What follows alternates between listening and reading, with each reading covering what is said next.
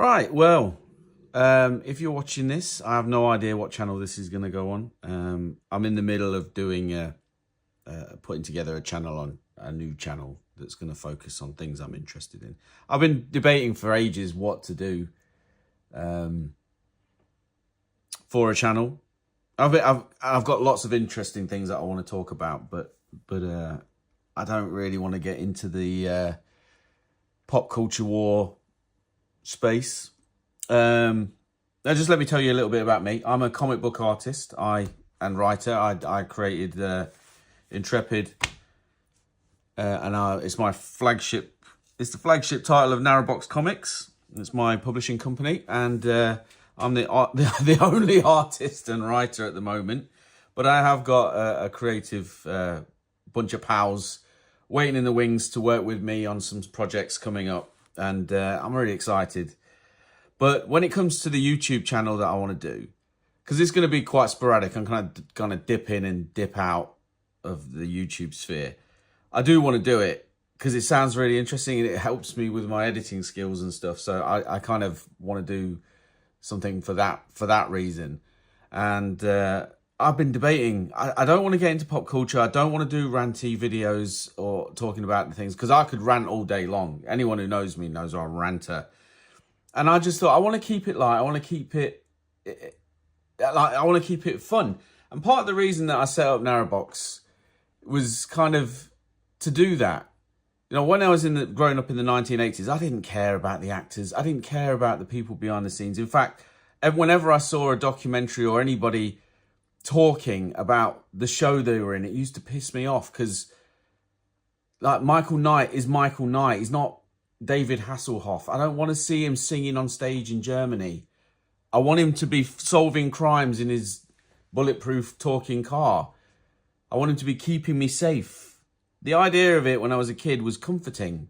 So, yeah, I'm not interested in Hollywood. I'm not interested in production. And that's probably one of the worst things about being in this kind of industry. It's like, I love the stuff that I do. I don't really have any desire to see it become anything else. So, yeah, part of me wants to kind of make a channel that kind of brings that to people. So yeah, I just thought the most instant way of doing it would be to do something that I'm actually interested in. And one of those things is toys from my era, like from the era of my growing up. And now it's called retro or vintage toys. For me, it's just called toys. It's like, what's a Brazil nut called in Brazil? Just a nut.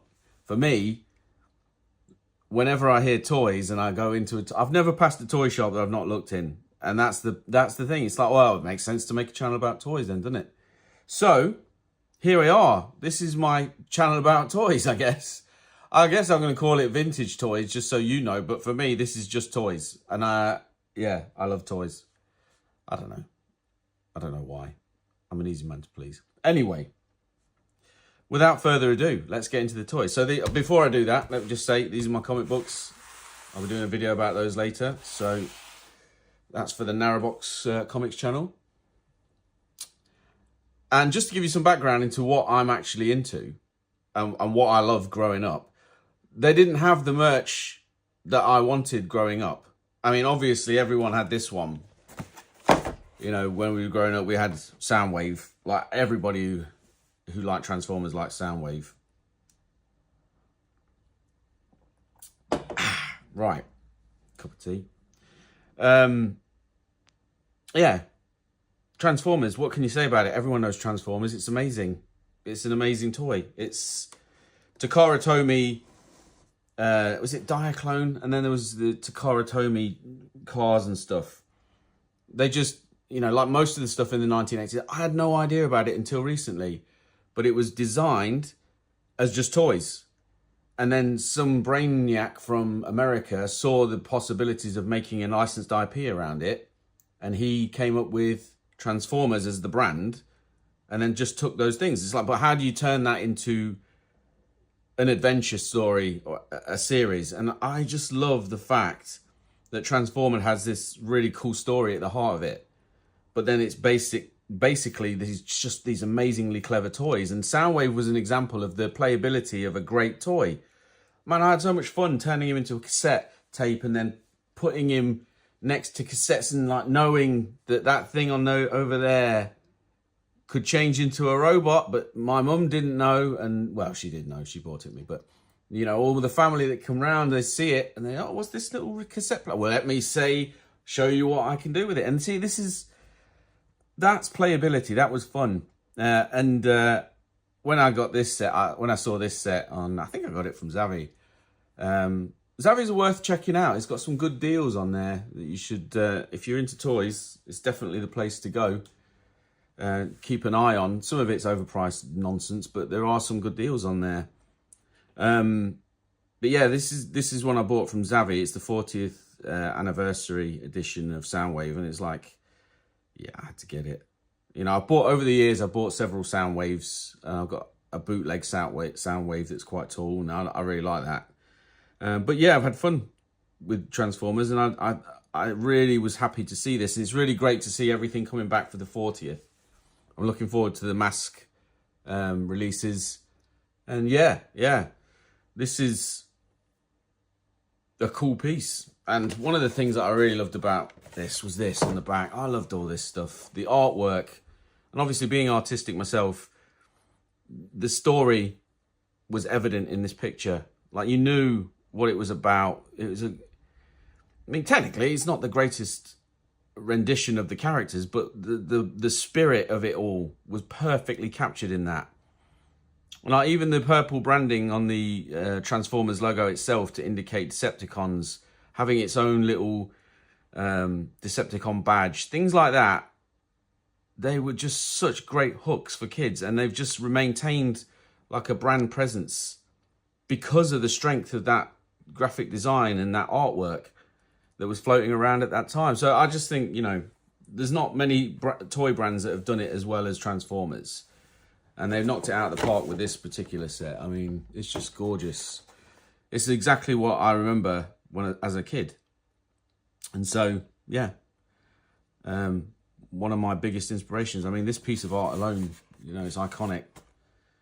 You don't, if you didn't use the word Transformers, just this piece of art would let everyone know.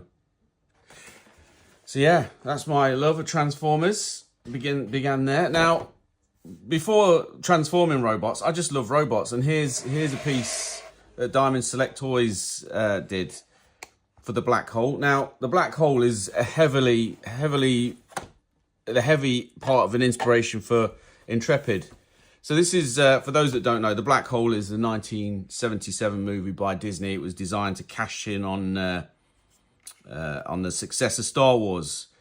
And they came up with a pretty cool idea for a film, you know, a space film, but they didn't really understand what Star Wars was about, and it's kind of clear.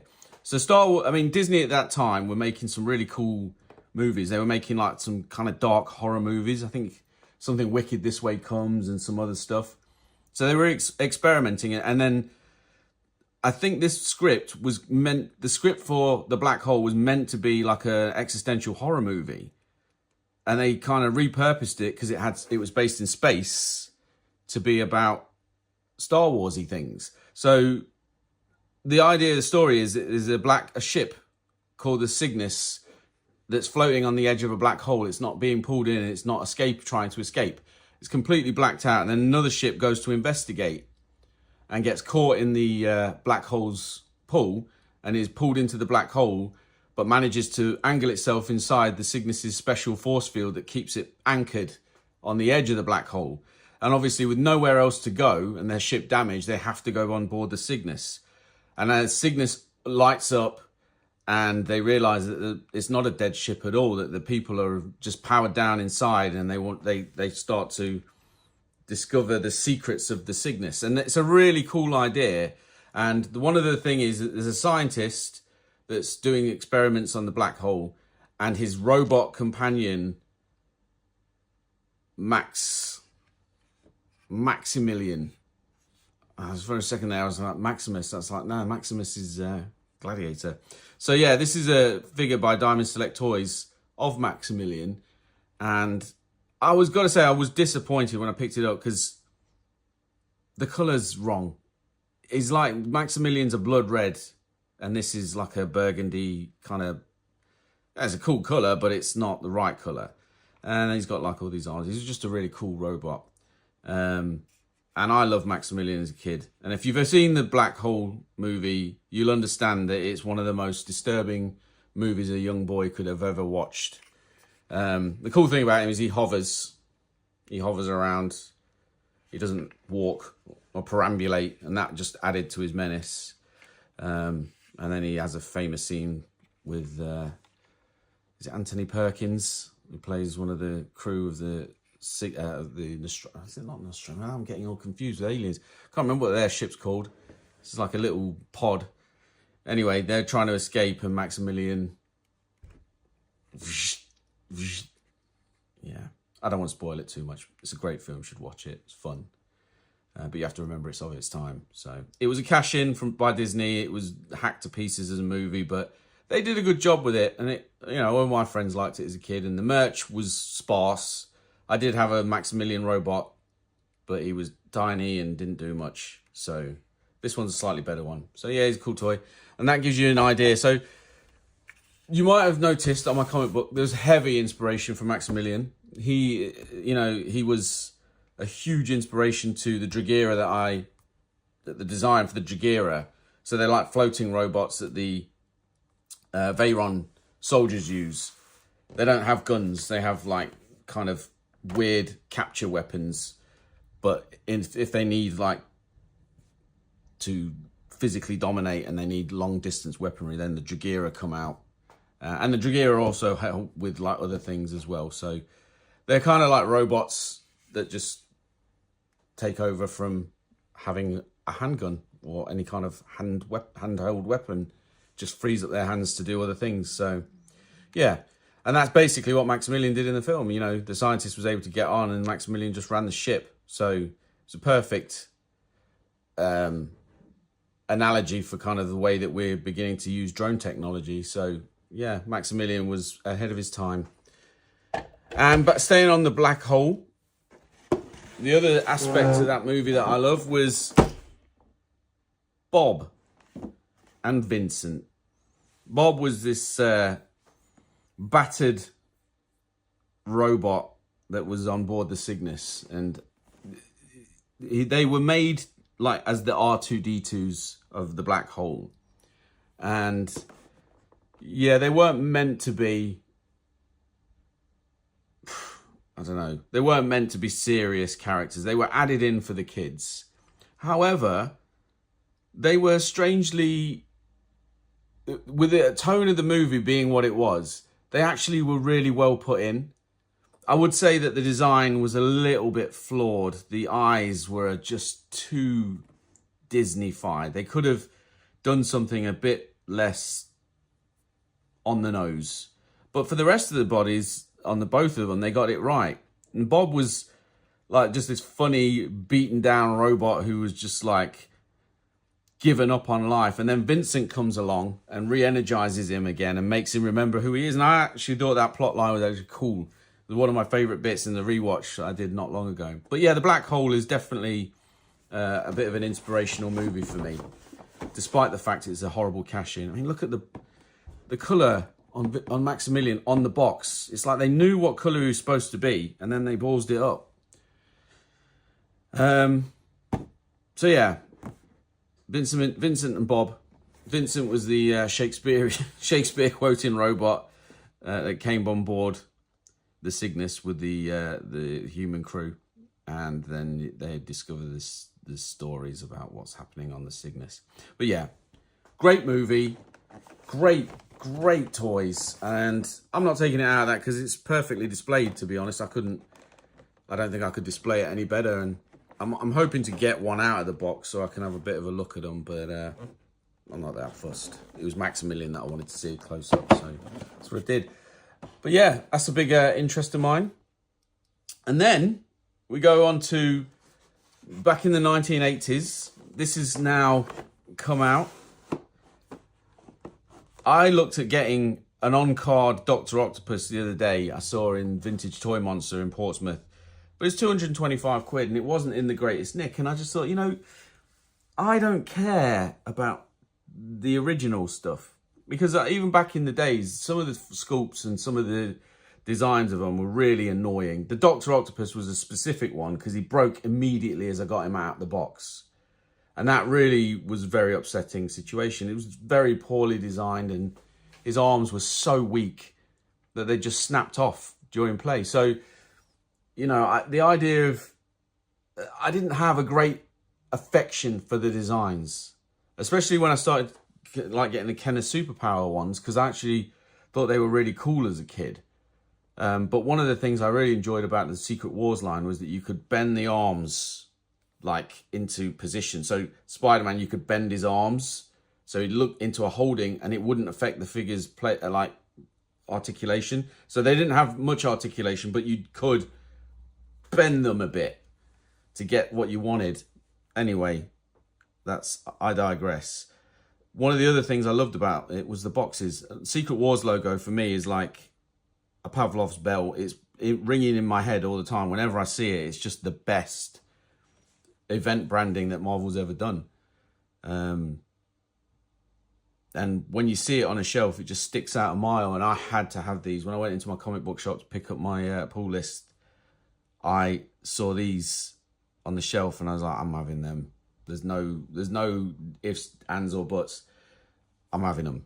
And so I've got all of them so far. I've got all of Wave 1. The others are in the office on the shelf. I've got Iron Man, Captain America in the office. And then we got Wolverine, Spider-Man and Titania. Now, Titania was a cool one to have added because she's one of my favourite strong characters in the comics. She had a great little character arc when she got her origin story in Secret Wars. And I've always loved her ever since, but I don't think Marvel have ever used her particularly well. And what they did to her in She-Hulk was just utterly insulting to the character that they created. And to have her origin tied to Secret Wars, again, makes her a very special character to me. So I have a great deal of love for her. I don't really see her as a villain in the strictest sense of the word. She's just a beat-down person who was given superpowers. And there's been some cool stories. Later on, she's in a relationship, an abusive relationship with the Absorbing Man. And they go off to rob something and they get stopped by Spider-Man. It was a cool story. It was in a special. Cannot remember the issue. I'd like to see it again, read it again. But it really went into the character of her as just a weak person with superhuman strength. She could do so much, but she's been beaten down by life so much she can't see a better way of being. And I just found her delightful. She got her ass handed to her several times in Secret Wars, and it made her more appealing to me as a character. So it was really great that they brought her into this line. Yeah, she's a flawed character. Unfortunately, they went all prissy and they kind of painted over the open boob bit. I don't really understand why they do this. It seems like girls nowadays have got no problems having an OnlyFans, but will also shout at you for looking at them in the gym. So I don't know. It's a weird world we live in nowadays. But that's kids for you. You know, let them do what they want to do. We'll just sit over here playing with our toys. Yeah, and so we got this. I like the sculpts on this. I don't usually like Marvel Legends stuff, and I've got to say, if I saw these in any other box than these, I probably wouldn't be that interested either. But then looking close at Wolverine, I thought he was pretty cool. Black Spider-Man, you know, is Black Spider-Man. I like the fact that they included his closed eyes. I love that. And Titania, you know, it's just great to see her. So this was a really eye-catching set for me, and I'm really pleased to have them all. And incidentally, these are on sale on our Narrowbox website. Now, I don't want to seem like we're scalping or anything like that. The website for Narrowbox is selling them at a premium. One, because this wave has now been discontinued. And you can't, I think they're tooling up for the next wave that's coming out. So they're probably not going to be making many more of these. So you can get them elsewhere. So you can get them elsewhere much cheaper than on our website. But one thing I would say is, if you want to support the comic book, then this is a great way of doing it. So every penny of profit that we make at Narrowbox goes into making the comics. We don't even get paid from the company. So all the money, every penny it makes goes to paying bills, getting creative teams on, and making comics. And so that's why we've decided to put the price up. So I believe these are 30 and then Spider-Man's 35. And the main reason for that is we got these from toy suppliers for the Narrowbox site, but these were my personal collection. I had to buy these full price, and I thought, well, you know, the readers would like it, so, you know, if we could offer a complete set. So I bought all the Spider-Man that I could get, which was only 4, and I've offered them up to Narrowbox to put on the site. And obviously we've had to put a slight premium on those because they're a bit more expensive than the others that we bought through suppliers. So yeah, that was the full disclosure. So yeah, if you want to pick them up, go to the website, support comics, independent comics, at the same time as buying corporate nostalgia bait. And last but not least is the mashup with Knight Rider. I am a kid of the 1980s, so I don't know a single one of my friends who doesn't love Knight Rider. Even the ones who say they don't like that sort of stuff love Knight Rider. Knight Rider was a brand aimed at children, but it was done as an adult television show, and I absolutely adore it. And that's what makes Knight Rider so special. Because even at the time, like I remember every time we watched it with like family members, like the fellas that would come around, they'd just go, "What is this? What is this?" But then they'd watch it and there'd be super hot women in it. Michael was a dude who was handsome and cool, and even men would respond to that. So the adult men would watch the show, and then he drives around in a really cool car. And there's, you know, most men can get behind that. But then for the kids, we got a snarky little beautiful race car that can do jumps and eject a seat and hack the mainframe, and it's bulletproof. I mean, it can go really fast. There's everything that a kid would love, and this makes perfect sense to me as a mashup. See, they did the one for the Back to the Future, and I just didn't pick it up. I looked at it and I was like, I don't like the look of that. I'm not really that interested. If I ever got one at a decent price, I might pick it up. But then I saw them next to each other. This is much, much bigger. And the price point is much better as well. I think the Back to the Future one, correct me if I'm wrong, but I think it was in the £60, £70 mark. Well, this one is 55 or something like that. And so, yeah, I bought this one. And I was like, well, Narrowbox, you've got to do this. And like, well, it's not really comic-y, is it? It's like, well, yeah, it is. It's Transformers. You've got to do it. It's great. So they went and got from their supplier a notification that these had come in stock. So they bought them. So that's it. You know, these are now on sale on the Narrowbox site. And we're doing them for the RRP as well, because we got such a good deal from the supplier. So, you know, it's a win-win. So if you want, the only bad side of it is we could get 2. So, by all means, Narrowbox website and get this. And I'm going to do a video that unboxes this for the Narrowbox website, and that'll be up on the website later today. So, yeah, I'm not sure when this video is going to come out. That one might come out before this one. So, yeah, just something to bear in mind there if you wanted to pick up this. And, yeah, come back to my channel, wherever this is. I suspect we'll probably put this on Narrowbox first, actually, but it will be part of my own personal channel because, you know, this is the stuff that I want to do. And I'll be talking about vintage toys, and I'll also make a video later today about the toys I picked up from the Sandown Toy Fair on Saturday, the 22nd of Feb. That was such a great day out. I really enjoyed that, and I had a great time. So, yeah, that's it for now. Stay tuned for the unboxing of this, And thanks for watching. Don't forget, I am the writer and creator of Intrepid. Shameless plug, please buy the book on the Narrowbox website, or go to your local comic shop and tell them that you want it, and then I can get it in the shops. All right, well, thank you for listening, and I'll speak soon. Bye.